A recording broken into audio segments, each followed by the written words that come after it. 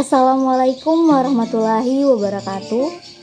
Perkenalkan, nama saya Bella Audi Hayati, NIM A11121184, mahasiswi Program Studi Bahasa dan Sastra Indonesia semester 3 Universitas Tadulako. Pada video kali ini, saya akan menjelaskan mengenai beberapa hal. Yang pertama, teori puisi menurut para ahli. Yang kedua, tahap-tahap apresiasi puisi. Dan yang ketiga, mengapresiasi puisi. Teori yang pertama, menurut Herman J. Waluyo, puisi adalah karya sastra dengan bahasa yang dipadatkan, dipersingkat, dan diberi rima dengan bunyi yang padu dan pemilihan kata-kata kias atau imajinatif. Teori yang kedua, menurut Watt Danton, dalam Situmorang tahun 1980, puisi adalah ekspresi konkret yang bersifat artistik dari pikiran manusia dalam bahasa emosional dan berirama. Nah, dari teori puisi menurut kedua ahli di atas, dapat saya simpulkan bahwa puisi adalah karya sastra yang merupakan ekspresi konkret yang memiliki nilai seni dari pikiran manusia yang dipadatkan, dipersingkat, serta diberi rima. Adapun tahap-tahap dalam apresiasi puisi, yang pertama, membaca puisi, yang kedua, menginterpretasikan puisi, yang ketiga, menganalisis unsur-unsur puisi baik intrinsik maupun ekstrinsik, dan yang keempat, merasakan puisi berdasarkan pemahaman, dan yang terakhir, tahap penerapan atau tahap mencipta puisi. Selanjutnya, mengapresiasi puisi. Pada apresiasi puisi kali ini, saya akan mengapresiasi salah satu puisi seorang sang legenda di tanah air, yaitu Chairil Anwar. Chairil Anwar dalam goresan penanya, "Aku, kalau sampai waktuku, ku mau tak seorang kan merayu, tidak juga kau, tak perlu seduh sedan itu. Aku ini binatang jalang dari kumpulannya yang terbuang. Biar peluru menembus kulitku, aku tetap meradang, menerjang. Luka dan bisa ku bawa berlari hingga hilang pedih perih. Dan aku akan lebih tidak peduli.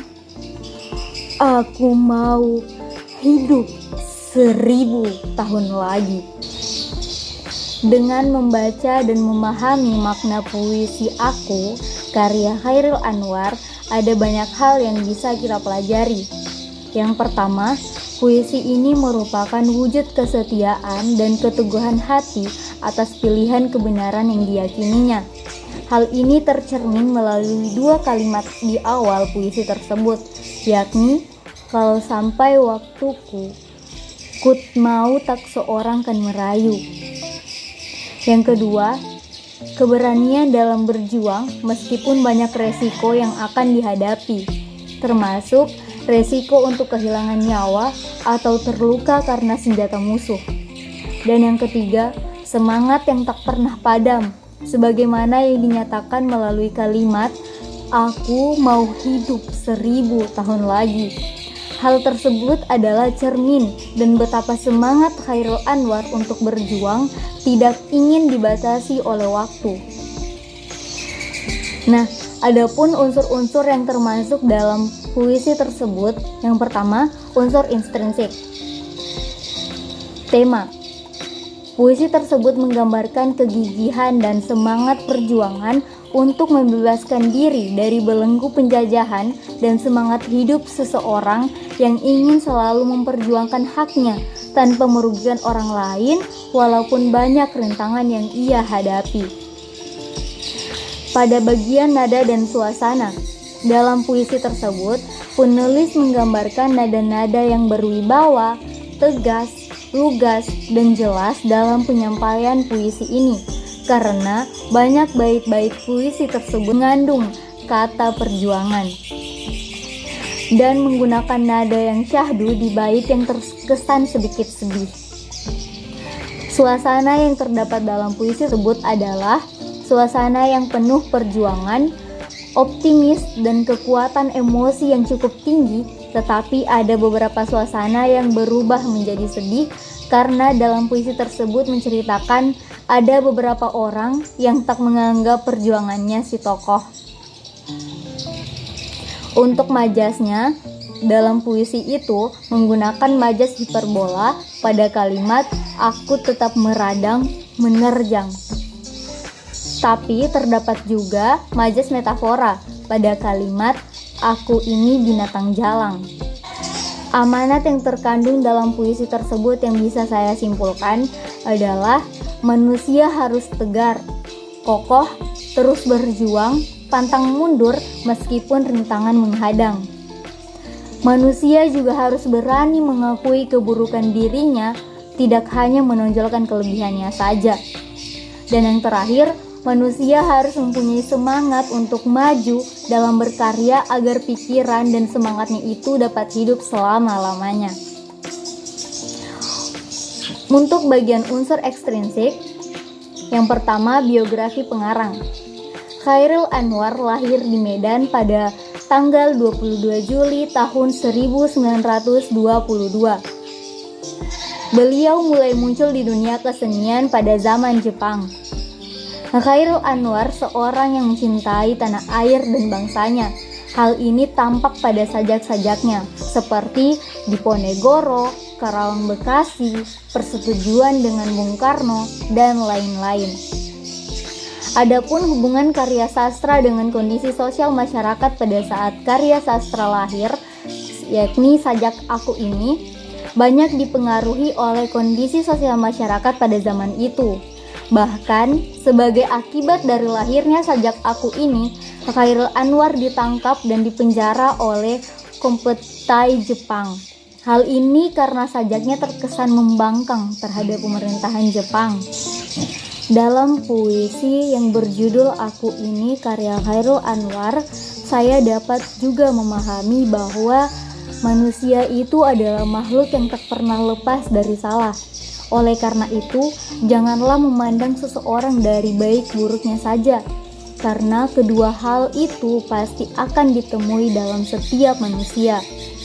Selain itu juga, puisi ini juga menyampaikan kepada pembaca tidak perlu ragu dalam berkarya. Berkaryalah dan biarkan orang lain menilainya, seperti apapun bentuk penilaian itu. Oke, dan yang terakhir, dalam tahap apresiasi puisi adalah tahap penerapan atau tahap menciptakan puisi. Nah, saya akan membacakan puisi yang saya ciptakan. Bella Audi Hayati dalam goresan penanya, Dimensi Rasa. Daun yang jatuh tak pernah membenci angin, karena angin yang membuat dia sadar bahwa tidak ada yang abadi. Seperti dia yang tak abadi melekat di ranting pohon misalnya. Dan kau tahu, diriku pun begitu. Tak pernah membencimu walau sering membuatku jatuh. Dan terkadang aku pun tak sempat berpikir, jika kita mencinta, pasti ada luka. Menjadikanku rapuh, tubuhku berteriak, sudahlah, sudah cukup sakit yang kau terima. Namun hatiku menolak dan ingin terus berjuang, tak peduli keadaan yang tak pernah berubah. Jangan biarkan dirimu berada dalam keadaan yang membuatmu lupa akan cinta yang suci. Kau yang selalu membuatku jatuh, dan aku yang tak pernah membencimu. Walau semesta telah mengingatkanku bahwa tak pernah ada yang bertahan dari rasa sakit seperti itu. Namun tak peduli seberapa kuat ragaku menolak, hatiku tak pernah bergerak. Semesta telah menyerah kepadaku, sementara kau tak pernah mengalah untukku. Baiklah, itulah tadi beberapa hal yang dapat saya sampaikan melalui video kali ini. Semoga dapat bermanfaat bagi teman-teman sekalian. Tetap semangat dan terus belajar. Wassalamualaikum warahmatullahi wabarakatuh.